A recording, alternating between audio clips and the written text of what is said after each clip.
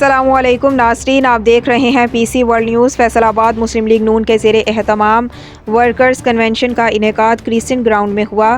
ہمارے senior reporter Mirza Haroon کی تفصیلات کے مطابق ورکرز کنونشن میں مسلم لیگ نون کے مرکزی رہنما اور سابق وزیر اعظم شاہد خاقان عباسی، مرکزی سکیورٹی احسن اقبال، سردار فاروق لغاری اور رانا ثناء اللہ سمیت دیگر قائدین کی شرکت۔ خطابات: ورکرز کنونشن میں کارکنان کی کثیر تعداد نے بھی شرکت کی۔ جلسہ گاہ میں سکیورٹی کے ناقص انتظامات دیکھنے کو ملے۔